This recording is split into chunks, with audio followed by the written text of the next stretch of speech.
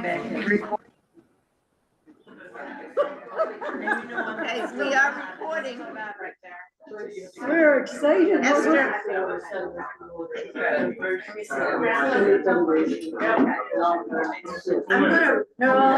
gonna start recording. We're on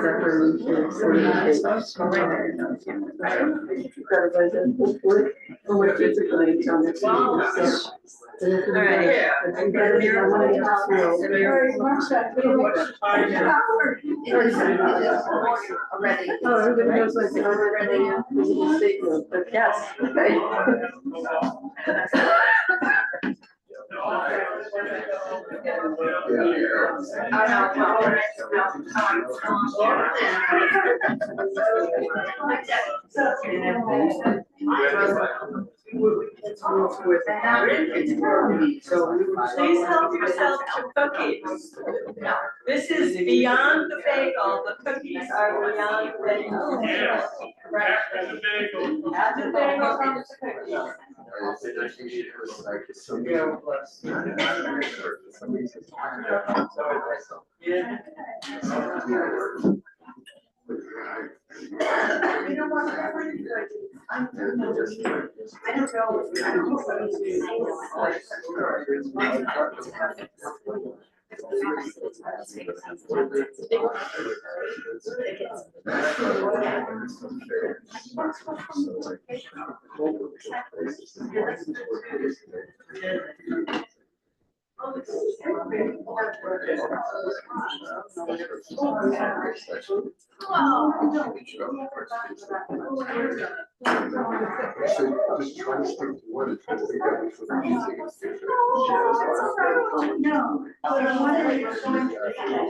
Well, maybe she's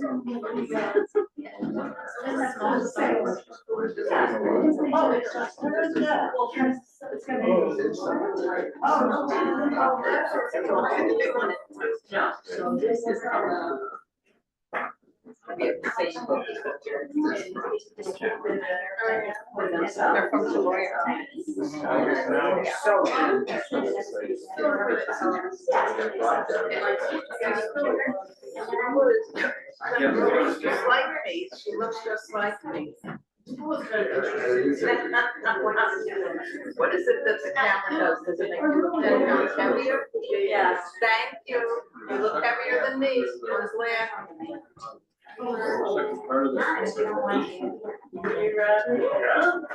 Right.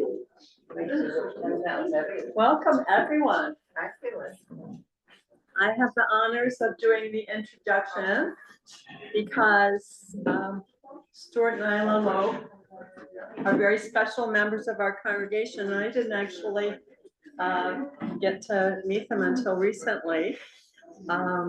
This is Stuart, that's Isla in the second row. They have been members of Temple Sinai. I'm Esther Brill. You have to start with me. Bye and welcome. Stuart and Isla have been members here for over 40 years. They've judged it by their age. Their son was when as many of you do. And just to talk about Isla, she's an artist and very, very talented in many ways. So if you have a chance to look at her work online. And Stuart has been a practicing physician here in Rochester for many years. I'm not going into that many, but related to the arts, I don't know how many of you know the multi-use community cultural center over on Atlantic Avenue, and have been to productions there. In 2018 in the fall, Stuart wrote a play and produced a production. It was called Bravura, colon, the life and death of David Hochstein, who is a very pivotal Rochester Jewish figure. And the story, you know, we all know Hochstein School of Music and Auditorium, but the story itself, it's not generally widely known. So this was an amazing, amazing production back in 2018. So a man of many talents, and bringing it to life for our community, and all the performances were, as far as I could tell, sold out. And Isla did some set design and art construction for that production. Most recently, last year, just seems like yesterday in April. It's just April. It was just April, so it was this year, 2025. Stuart again created and mounted an amazing production here at Sinai.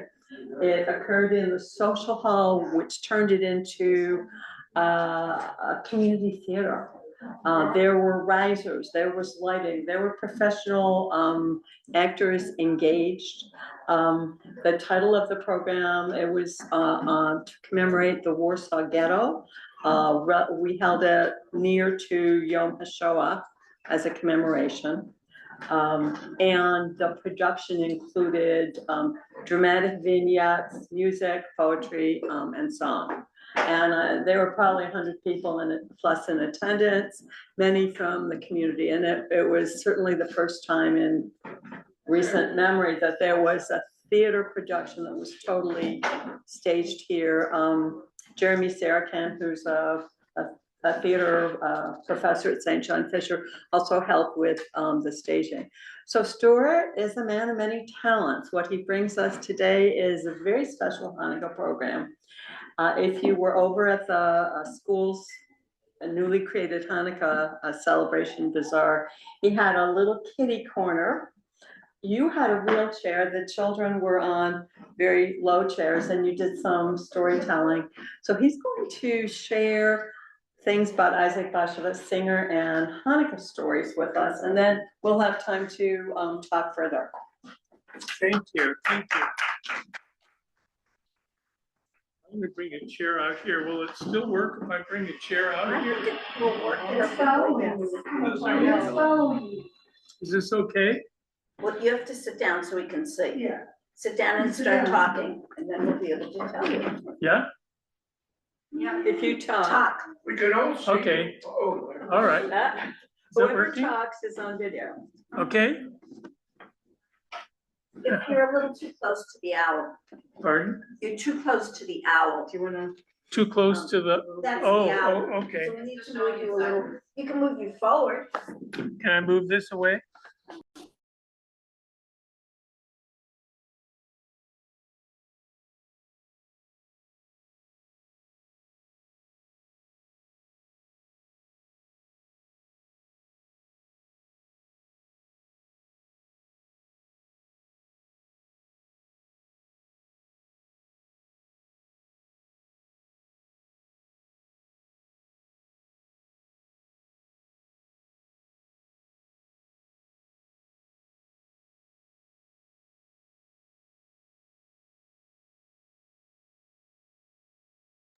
Grew up on Joseph Avenue. His mother came here. I'm forgetting what year, I think in the late 1800s. Yeah, 1889. Anyway, his mother came here from Poland, and then his father was already here, and they met. And then his mother's sister came. Now, do you know who his mother's sister was? His mother's sister was Emma Goldman, who was called the most dangerous woman in America. She was an anarchist, very famous. If you ever see the movie Reds, she's prominent. She was a very dramatic woman but she grew up, well, she came to Rochester when she was a teenager, and she worked in a factory in Rochester, and then she moved to New York and became an anarchist. And she was very famous all through the country, and Herbert Hoover eventually got her, she was in jail because she was against conscription for World War I. And I could go on and on. She was eventually deported, went to Russia, wrote one of the first books to show that the Russian Revolution was not what it was supposed to be. So she met Lenin and wrote a book saying, this is not communism the way we imagined. This is dictatorship.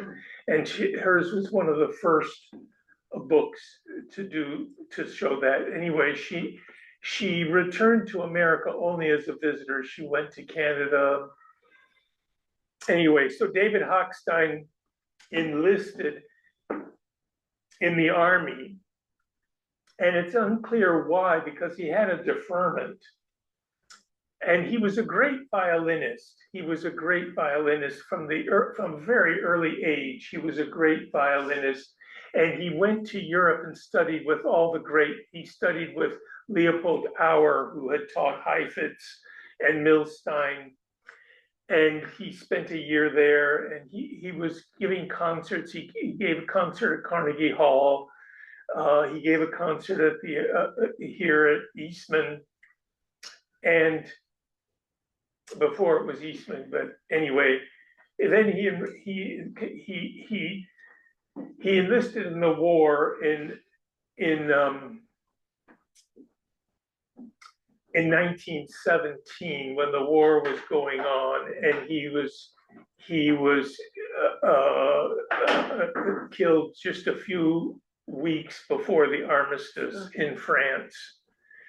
So anyway, it's a very dramatic story, and I'd like to sometime bring that play out again because it's very pertinent to the Jewish community. I think one of the main things that it showed was that David Hochstein was Jewish. He was very Jewish. His family, I'm sure spoke Yiddish. In the play, they spoke Yiddish, and Emma Goldman used to stand on milk boxes and give lectures in New York City on street corners in Yiddish. I mean, and she wrote her memoirs are in 2 volumes. She was an incredible person and a great writer. Her memoirs are very readable. So she was quite a character, and she was very upset that he went into the army, and she was actually in jail, in prison, when he was killed. But anyway, it's a wonderful story. It's a great story about Rochester, really, because his mother lived here all her life, and he was a Rochester boy. Where is he buried? Oh, he's buried in France. So whatever was left, they actually found very little remains. Anyway, let's talk about Chelm and Zlata and Isaac Bashevis Singer, and Esther will tell us a little more about Isaac Bashevis Singer and his brother. I'll just put a word in for his brother, who is really one of my favorite authors. And Esther talks about his sister too. Yeah. But anyway, and I have copies of the story. I wanted to bring copies of the book. I couldn't find copies of the book, but I have copies of the story. If anybody would like one of the copies of the story to read to your, which story? Zlata the goat is the last story, and I think it's the most famous story. Sure, it's the most famous story in this book. Although the other stories are about Chelm. If we have time, I can read a very funny story about Chelm too. But I'll start with the story of Zlata the goat. And this book is very special. You can get used copies of it, and it's got the illustrations are by Maurice Sendak, so they're wonderful, and it's a wonderful book to read to young people and to read to yourself too. Anyway, I'm going to read this story. Zlata the goat. At Hanukkah time, the road from the village to the town is usually covered with snow, but this year had been a mild one. Hanukkah had almost come, yet little snow had fallen. The sun shone most of the time. The peasants complained that because of the dry weather, there would be poor harvest of winter grain. New grass sprouted, and the peasants sent their cattle out to pasture. For Reuben the furrier, it was a bad year. And after long hesitation, he decided to sell Zlata the goat. She was old and gave little milk. Favel, the town butcher, had offered 8 gulden for her. Such a sum would buy Hanukkah candles, potatoes, and oil for pancakes, gift for the children, and other holiday necessities for the house. Reuben told his oldest boy, Aaron, to take the goat to town. Aaron understood what taking the goat to Favel meant, but he had to obey his father. Leah, his mother, wiped the tears from her eyes when she heard the news. Aaron's younger sisters, Anna and Miriam, cried loudly. Aaron put on his quilted jacket and a cap with earmuff, bound a rope around Zlata's neck, and took along 2 slices of bread with cheese to eat on the road. Aaron was supposed to deliver the goat by evening, spend the night at the butcher's, and return the next day with the money. While the family said goodbye to the goat, and Aaron placed the rope around the neck, Zlata stood as patiently and good-naturedly as ever. She licked Reuben's hand. She shook her small white beard. Zlata trusted human beings. She knew that they always fed her and never did her any harm.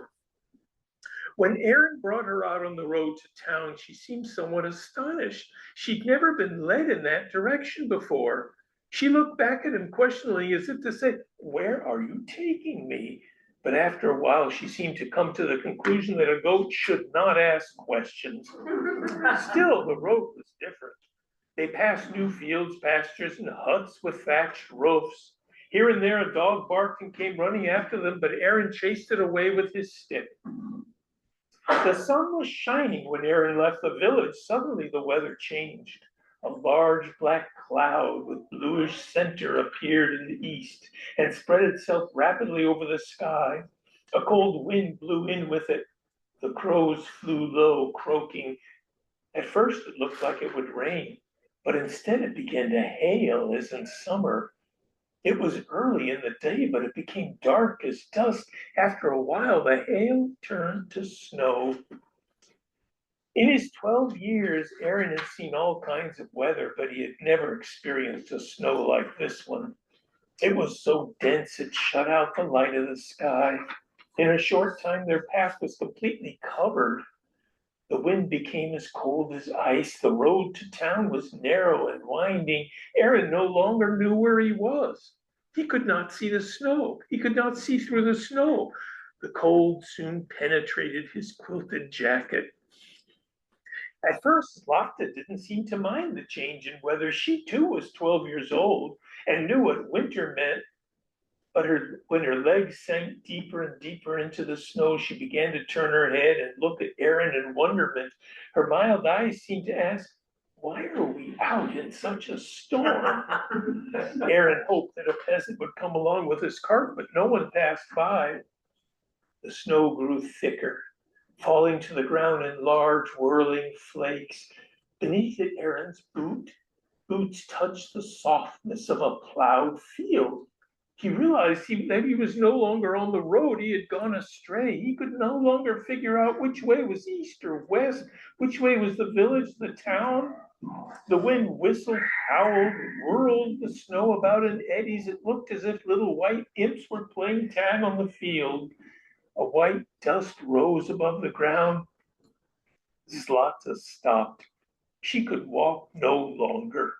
Stubbornly, she anchored her cleft hoofs in the earth and bleated as if pleading to be taken home. Icicles hung from her white beard and her horns were glazed with frost.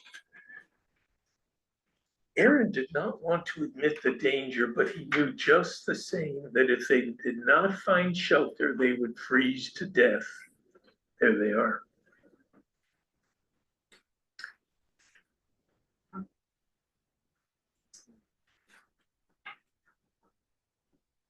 This was no ordinary storm, it was a mighty blizzard. The snowfall had reached his knees. His hands were numb, and he could no longer feel his toes. He choked when he breathed. His nose felt like wood, and he rubbed it with snow. Zlata's bleating began to sound like crying. Those humans in which she had so much confidence had dragged her into a trap. Aaron prayed to God for himself and for the innocent animal. Suddenly, he made out the shape of a hill. He wondered what it could be. Who had piled snow into such a huge heap? He moved toward it, dragging Zlata after him. When he came near it, he realized that it was a large haystack which the snow had blanketed. Aaron realized immediately that they were saved. With great effort, he dug his way through the snow. He was a village boy and he knew what to do. When he reached the hay, he hollowed out a nest for himself and the goat. No matter how cold it may be outside, in the hay it is always warm. And hay was food for Zlata. The moment she smelled it, she became contented and began to eat. Outside, the snow continued to fall. It quickly covered the passageway Aaron had dug. But a boy and an animal need to breathe, and there was hardly any air in their hideout. Aaron bored a kind of a window through the hay and snow and carefully kept the passage clear. Zlata, having eaten her fill, sat down on her hind legs and seemed to have regained her confidence in man. Aaron ate his 2 slices of bread and cheese, but after the difficult journey, he was still hungry. He looked at Zlata, and he noticed her udders were full. He lay down next to her, placing himself so that when he milked her, he could squirt the milk into his mouth. It was rich and sweet. Zlata was not accustomed to being milked this way, but she did not resist. On the contrary, she seemed eager to reward Aaron for bringing her to a shelter whose very walls, floor, and ceiling were made of food. Through the window, Aaron could catch a glimpse of the chaos outside. The wind carried before it whole drifts of snow. It was completely dark, and he did not know whether night had already gone or whether it was the darkness of the storm. Thank God that in the hay it was not cold. The dried hay, grass, and field flowers exuded the warmth of the summer sun. Zlata ate frequently. She nibbled from above, below, from the left and right. Her body gave forth an animal warmth, and Aaron cuddled up to her. He had always loved Zlata, but now she was like a sister. He was alone, cut off from his family, and he wanted to talk. He began to talk to Zlata. Zlata, what do you think about what has happened to us? He asked. Zlata answered. If we hadn't found this stack of hay, we would both be stiff, frozen stiff by now, Aaron said. Was the goat's reply. If the snow keeps on falling like this, we may have to stay here for days, Aaron explained. Zlata pleaded. What does Ma mean? Aaron asked. You'd better speak up clearly. Ma, Zlata tried. Well, let it be Ma then, Aaron said patiently. You can't speak, but I know you understand. I know you and you, I need you and you need me. Isn't that right? Ma. Aaron became sleepy. He made a pillow out of some hay, leaned on it, and dozed off. Zlata too fell asleep. Here's a picture of them together. It's a big haystack. That's a big haystack. Yes. When Aaron opened his eyes, he didn't know whether it was morning or night. The snow had blocked up his window. He tried to clear it, but when he bored through to the length of his arm, he still hadn't reached the outside. Luckily, he had a stick with him and was able to break through to the open air. It was still dark outside. The snow continued to fall. The wind wailed, first with one voice and then with many. Sometimes it had the sound of devilish laughter. Zlata too awoke, and when Aaron greeted her, she answered, "Ma." Yes. Zlata's language consisted of only one word, but it meant many things. Now she was saying, we must accept all that God gives us, heat, cold, hunger, satisfaction, life, and darkness. Aaron had awakened hungry. He had eaten up his food, but Zlata had plenty of milk. For 3 days, Aaron and Zlata stayed in the haystack. Aaron had always loved Zlata, but in these 3 days, he loved her more and more. She fed him with her milk and helped him keep warm. She comforted him with her patience. He told her many stories, and she always cocked her ears and listened. When he patted her, she licked his hands and his face, and then she said, "Ma," and he knew it meant, "I love you too." The snow fell for 3 days, though after the first day it was not as thick and the wind quieted down. Sometimes Aaron felt that there could never have been a summer, that the snow had always fallen ever since he could remember. Aaron never had a father or mother or sister. He was a snow child, born of snow, and so was Zlata. It was so quiet in the hay that his ears rang in the stillness. Aaron and Zlata slept all night and had a good part of the day. As for Aaron's dreams, they were all about warm weather. He dreamed of green fields, trees covered with blossoms, clear brooks and singing birds. By the third night, the snow had stopped, but Aaron did not dare to find his way home in the darkness. The sky became clear and the moon shone, casting silvery nets on the snow. Aaron dug his way out and looked at the world.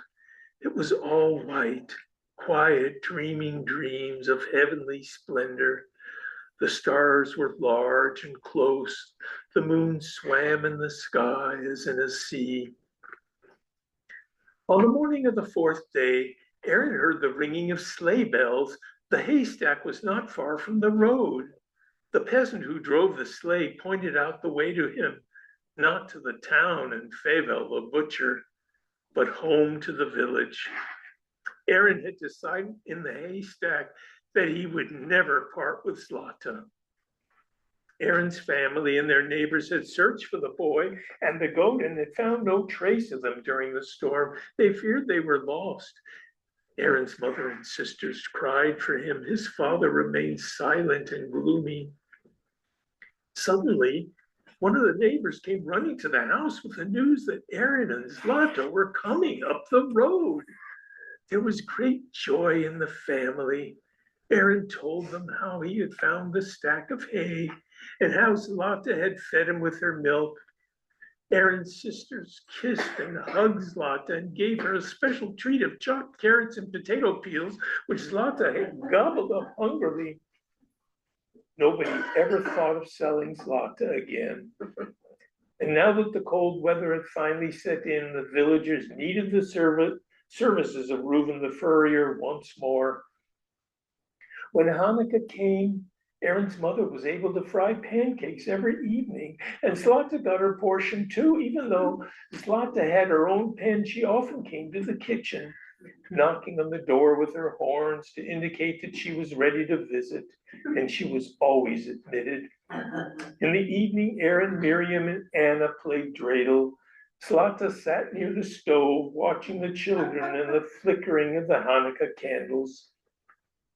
Once in a while, Aaron would ask her, "Zlata, do you remember the 3 days we spent together?" And Zlata would scratch her neck with a horn, shake her white bearded head, and come out with a single sound that expressed all her thoughts and all her love.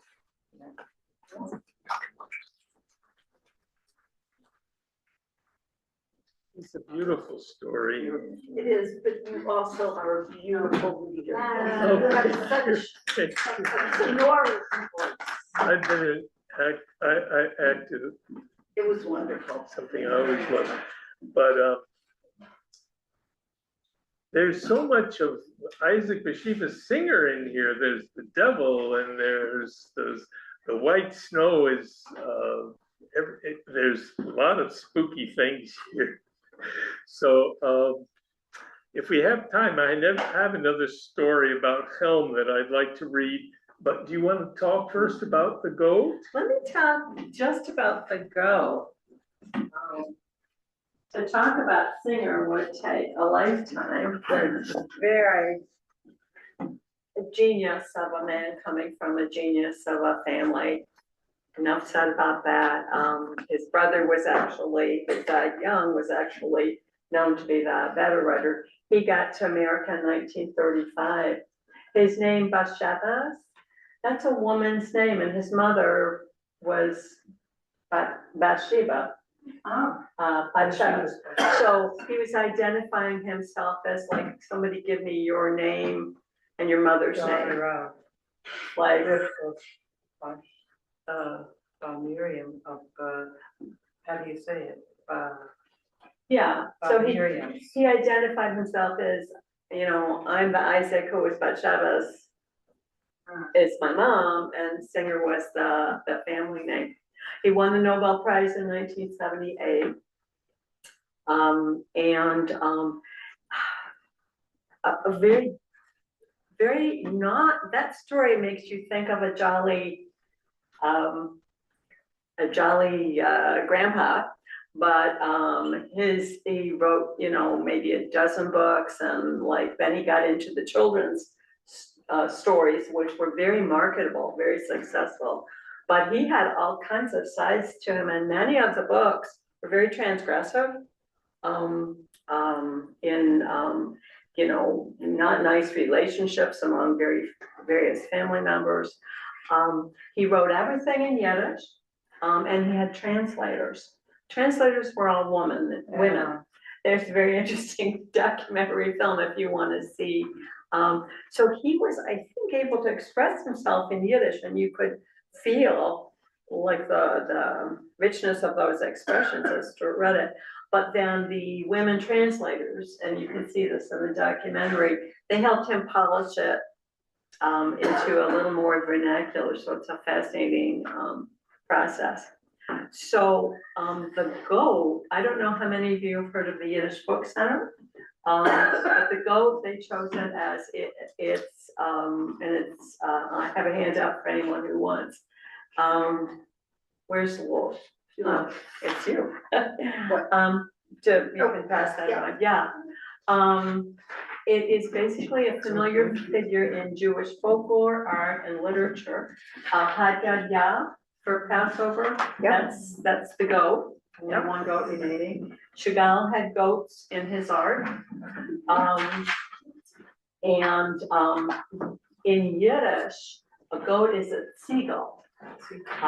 So if your name is Seagull, it's sort of related to Seagull.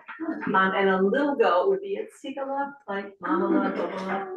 But the interesting thing was that the word for cradle was Beagle, and a little cradle would be Beagle. So because they rhymed, Seagull and Beagle, it lent itself to lullabies. And Stuart actually brought a lullaby, Raisins and Almonds. I don't know if you're in the mood. Yeah. It's a very famous lullaby. In my last comment about the goat is that in a very early movie, black and white movie, right before World War II engulfed Europe, there was a story of Tevye the milkman, and having to leave the town, the shtetl, you know that scene. But in this black and white movie, they have the wagon, and all the possessions are strapped onto the wagon, and tethered to the back of the wagon. The last scene of the movie is this goat struggling to keep up with the wagon, which is going just a little bit faster. And when I saw that scene in the movie, I just burst into tears. It was so emblematic. If you see that, you get the feeling of what that goat was, which is so encompassed in the story. So Yeah. Stuart has the. I have a book here of Yiddish songs, and here's Raisins and Almonds, which is a wonderful song written in 1927, I think. So, and it's a Yiddish song, but I'm gonna just play 1 minute of it. You'll recognize it immediately.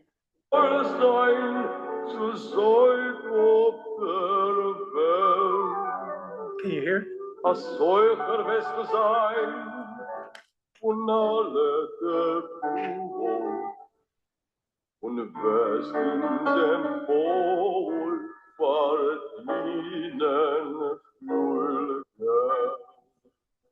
It's a lullaby.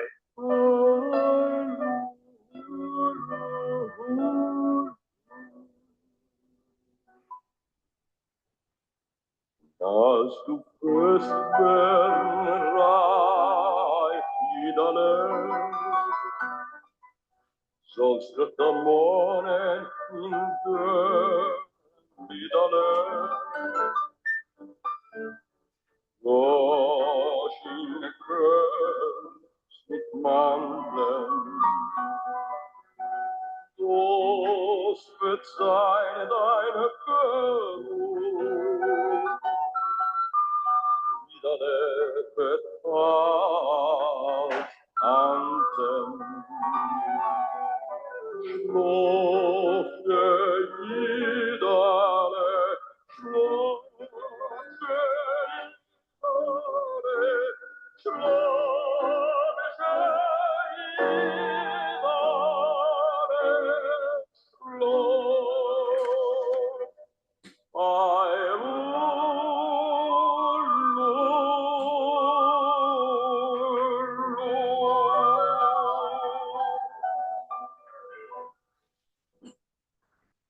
So it's a lullaby, and the last lines is Schlof Yidele Schlof. I don't know, it's my favorite Yiddish song. I think we have time. I'll read you just another short story about Chelm, which is my wife's favorite. It only takes a few minutes. And then maybe we can discuss it.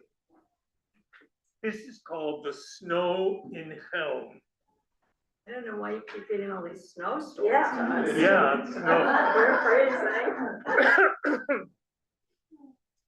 Chelm was a village of fools young and old. One night, someone spied the moon reflected in a barrel of water. The people of Chelm imagined it had fallen in. They sealed the barrel so that the moon would not escape. When the barrel was opened in the morning and the moon wasn't there, the villagers decided it had been stolen. They sent for the police, and when the thief couldn't be found, the fools of Chelm cried and moaned. Of all the fools of Chelm, the most famous were its 7 elders. Because they were the village's oldest and greatest fools, they ruled in Chelm. They had white beards and high foreheads from too much thinking. Once on a Hanukkah night, the snow fell all evening. It covered all of Chelm and fell, and like a silver tablecloth. The moon shone, the stars twinkled, the snow shimmered like pearls and diamonds. That evening, the 7 elders were sitting and pondering, wrinkling their foreheads. The village was in need of money, and they did not know where to get it. Suddenly, the oldest of them all, Gronim the great fool, exclaimed, "The snow is silver."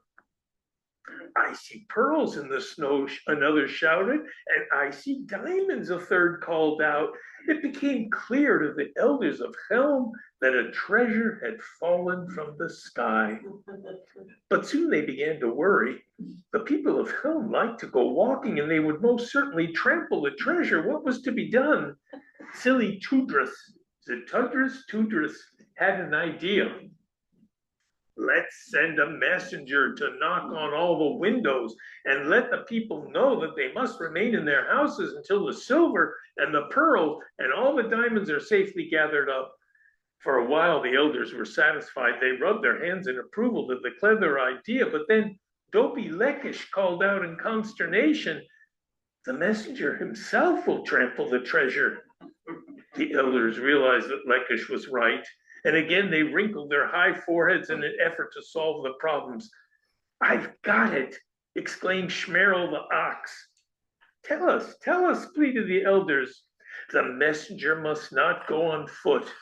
He must be carried on a table so that his feet will not tread on the precious snow." Everyone was delighted with Schmerl the ox's solution, and the elders, clapping their hands, admired their own wisdom. The elders immediately sent to the kitchen for Gimple the errand boy and stood him on a table. Now, who was going to carry the table? It was lucky that in the kitchen there was also Tritle the cook, Beryl the potato peeler, Yukel the salad mixer, and Yontel, who was in charge of the community goat. All four were ordered to lift up the table on which Gimple stood. Each one took hold of a leg. On top stood Gimple, grasping a wooden hammer with which to tap on the villagers' windows. Off they went. Here's a great picture by Maurice Sendak.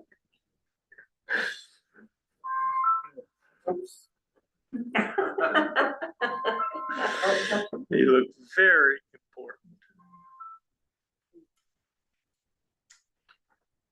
At each window, Gimple knocked with the hammer and called out, "No one leaves the house tonight. A treasure has fallen from the sky, and it is forbidden to step on it." The people of Chelm obeyed the elders and remained in their houses all night. Meanwhile, the elders themselves sat up trying to figure out how to best make use of the treasure once it had been gathered up. Silly Tudrus proposed that they sell it and buy a goose which lays the golden eggs. Thus, the community would be provided with a steady income. Dopey Lekish had another idea. Why not buy eyeglasses that make things look bigger for all the inhabitants of Helm? Then the houses, the streets, the stores would all look bigger. And of course, if Helm looked bigger, then it would be bigger. It would no longer be a village, but a big city. There were other equally clever ideas. But while the elders were weighing their various plans, morning came and the sun rose. They looked out of the window and alas, they saw that the snow had been trampled. The heavy boots of the table carriers had destroyed the treasure. The elders of Chelm clutched at their white beards and admitted to one another that they had made a mistake. Perhaps, they reasoned, 4 others should have carried the 4 men who had carried the table that held Gimple the errand boy. After long deliberations, the elders decided that if next Hanukkah a treasure would again fall down from the sky, that is exactly what they would do. Although the villagers remained without a treasure, they were full of hope for the next year and praised their elders, who they knew could always be counted on to find a way, no matter how difficult the problem.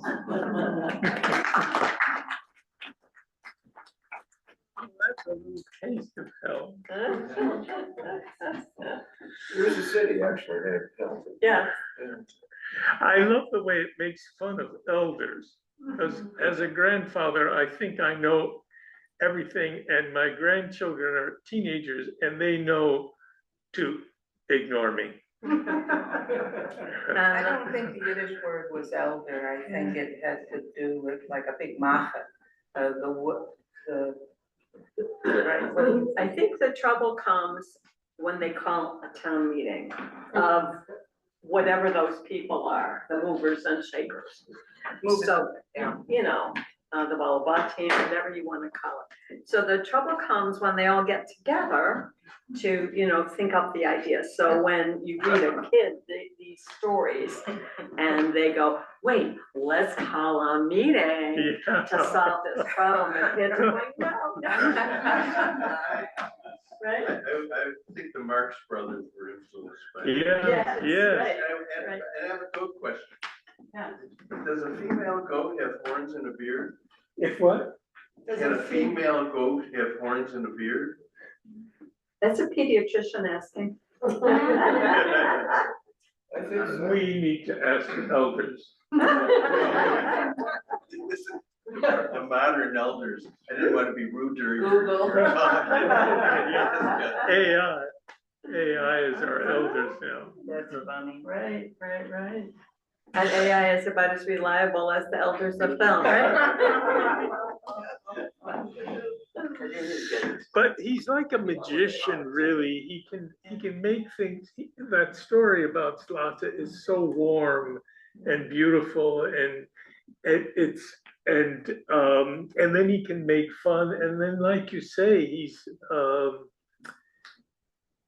doesn't skimp on telling about relationships between men and women, and some of it is hair raising. Oh. I read his biography. He was a bit of a womanizer at the time. Quite a womanizer, yeah.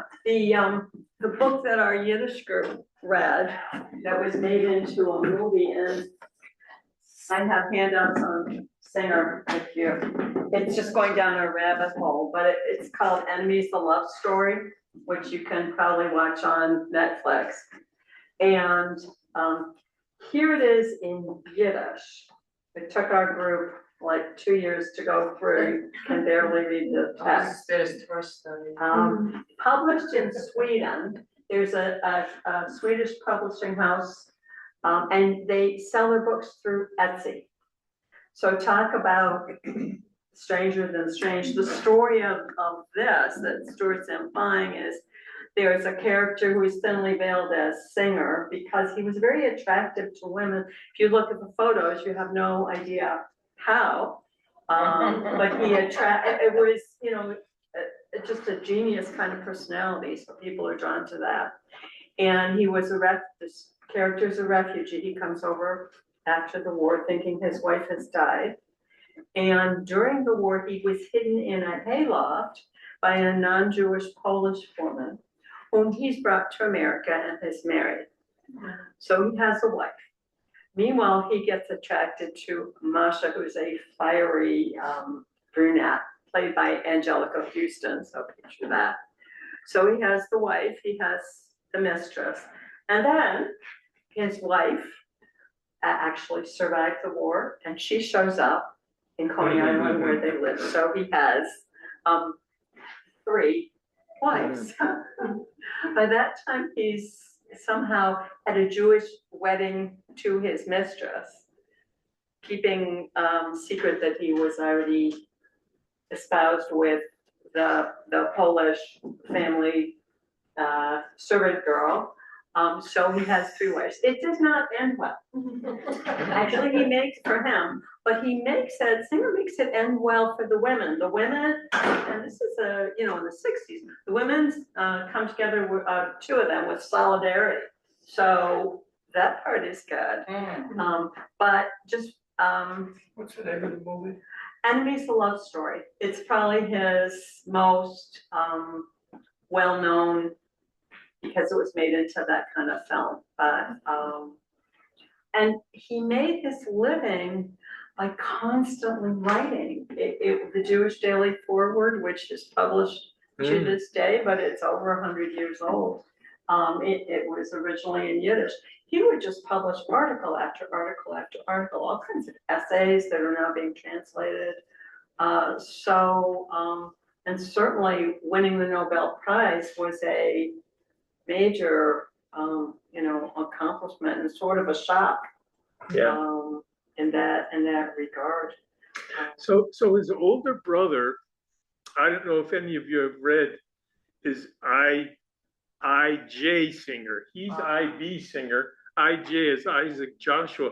Now he died younger. He died in his 50s. But Isaac Bashevis Singer, from what I know, used to say he was the better writer. He admitted that his older brother, and I've read 2 books by him. I've read 3 books by him. I just think he's great. One is called, the one we're reading now is called The Brothers,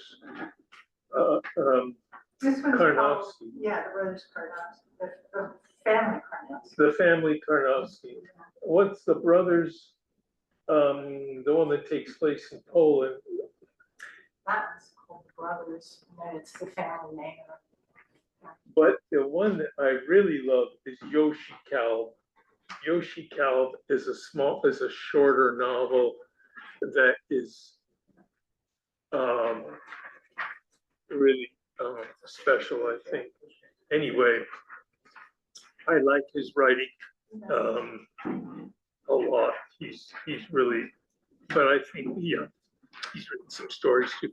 So what do you guys think? Have you guys do you guys have some favorite books or Jewish books or Yiddish? Did you grow up hearing Yiddish? Did you? Yeah, I did too. Pardon? I grew up hearing mixed English with mixed Yiddish when they didn't want. In Rochester? Oh, no, New York City. In New York City? They didn't want us to understand what they were saying up there. Yeah.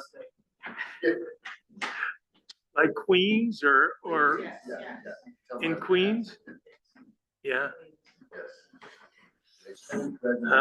It's, I remember my mother speaking Yiddish to her mother and she never taught it to me. I wish she had. That was on purpose, they didn't want us to know. Pardon? It was on purpose, they didn't want us to know what they were saying.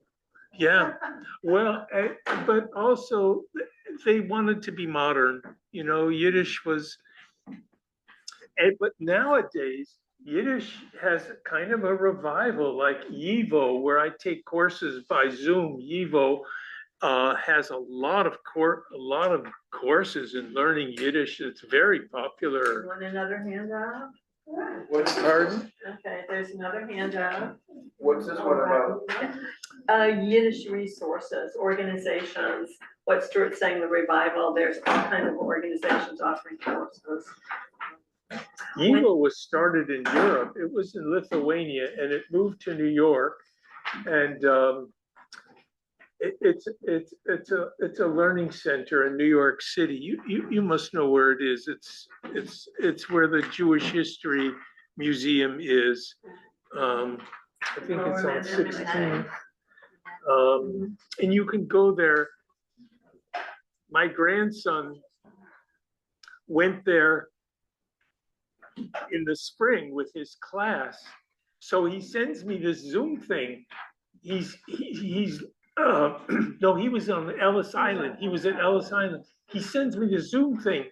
Quick, what was grandmother's name again? So I said, okay, look up this one and look up this one. And he kept writing me back saying, no, I can't find it. I can't find it. I finally thought of my grandmother's father. I said, look up Mendel Steinberg from Ostrolenka. So he found it. He wrote me back. He said, Mendel Steinberg, Ostrolenka, it's in here. It's in here. He was so excited. It was my great grandfather. So it's amazing. The genealogy is a lot of fun. That's all done by the Mormon Church, you know. Pardon?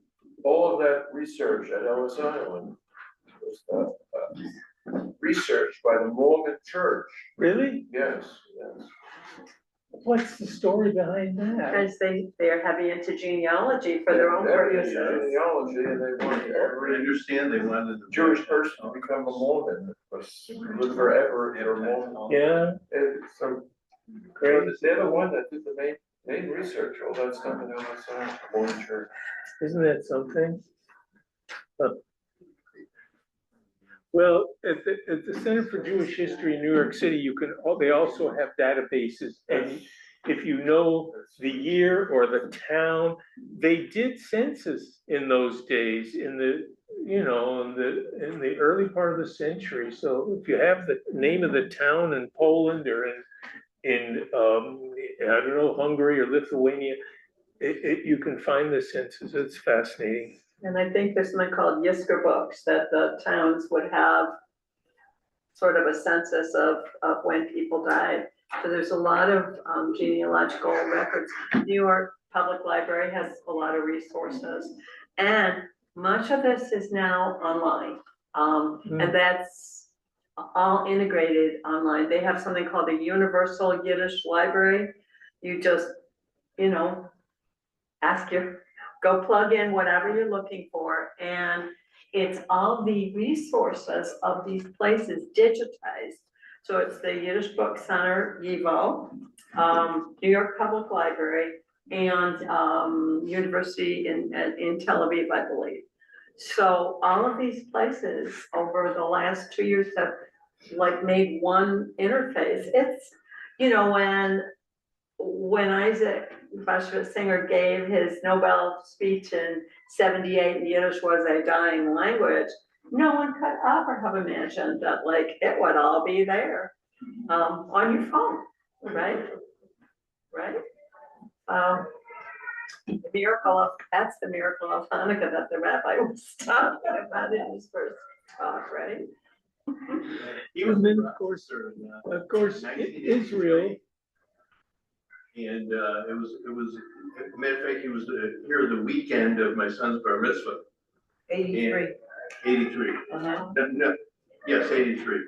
And I got a couple books autographed. From where? Isaac Bashevis Singer. Oh my gosh. Yeah. Oh, that's wonderful. He was here? Yeah, Rochester. I'm not sure. My memory, it might have been, you know, on Monroe Avenue, the bookstore. What was the name of the bookstore? Monroe and Dartmouth. Village Green. I think it was there. You know, What was it? At the Village Green. Village Green. At the Village Green. Do you know the Yeah, old? I mean, he did several things in town. Yeah. My memory's a little foggy of it. It's a long time ago. 40s. Did you know John Bork, who owned the Village Green? No, I went there a lot, but I didn't know that. He was his wife. Recently, I don't know. What for? The Village Green was, or John? The owner of the Village Green was mentioned in the paper Mm-hmm. last month or two. Oh, And he died or something? Maybe that yeah, he did, he died several years ago. He started Muck, this theater where the Hochstein play was. He and another man, John Bork? yeah, were the people behind Muck. So was Isaac Bashevis Singer tall or short? He was average or tall, old, died a few years after that. And actually, you know, the person, his assistant was like, I mean, I have several books for him to sign. It's like, enough, you know, you're tired. And I felt bad, but on the other hand, it was such an opportunity. Yeah, that's great. I want to mention also that my cousin, Yes. who was a Zoundler for Aaron Lansky, and worked with him. She is Oh my God. picture with a big description of the Yiddish Book Center in Amherst, Massachusetts. She died 3 months before her 100th birthday. Wow. That was probably about 20 years ago. And she worked with him? Yeah, she had when he was I think a graduate student just looking for books, and they told the story of going, you know, well, first of all, he was taking a course and he wanted to find some Yiddish books. He didn't know where to get it, and they said, so-and-so, you know, was just downsized, and he went and they said, oh, we threw them all out, but all our friends have. So they would, you know, so he had a list of people, and he and my cousin would go, and she would tell the story. They'd go, and they had a schedule. They couldn't be on schedule because anytime they went, they'd sit down, have a bissel to eat and drink, and let me tell you about I mean, this was like giving away their grandchildren, give away these libraries, and you know, they accumulated more and more and then got, and then looked for funds to get a warehouse and this whole institute. So this And- is the book that David is describing of Aaron Yeah. Lansky in the National News Book Center. It's quite a entertaining book. He has Yeah, it's great well sense- written. It's Very well written. Yeah. So it's a fun read. And it's a wonderful place to visit in Amherst. Yeah. And Yeovil also has millions of documents. So those two places are kind of centers of Yiddish literature. Former cantor, Temple Sinai, Martha Rothberg was, did separately, did Yiddish songs. Joel? No, before Joel. Martha Rothberg. Oh, yes. Yeah. In the early 80s. Yeah. And she, when my cousin had a retirement party, she went to New York and sang there. I gave her a ride home, so I got to spend a lot of time with her.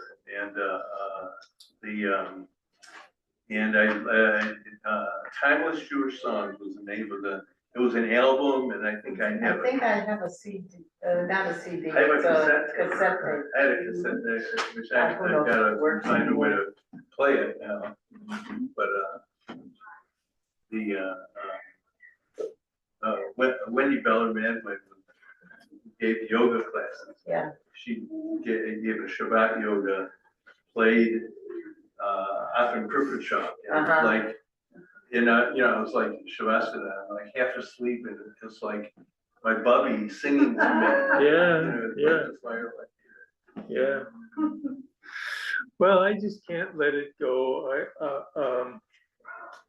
I just feel like I want to learn more and more about the old country and about the shtetls, and my grandchildren have no. Couldn't care less. interest.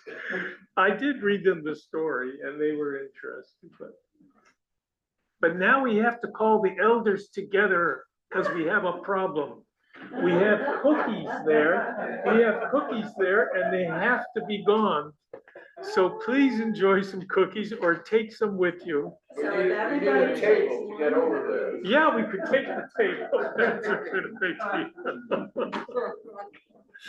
Thank you. Thank you very much. Mhm.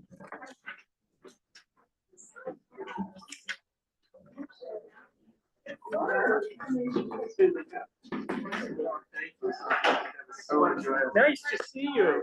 How are you? I was gonna write you because I thought, why don't we have a meeting? Then I read your last note from the summer saying that you were just looking for, they were just gonna have groups to evaluate.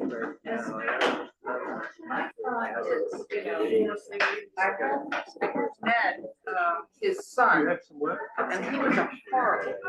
Do you? He said my children are in Israel. And he was a newspaper man, and he did collaborate with his father on something. Yeah. He abandoned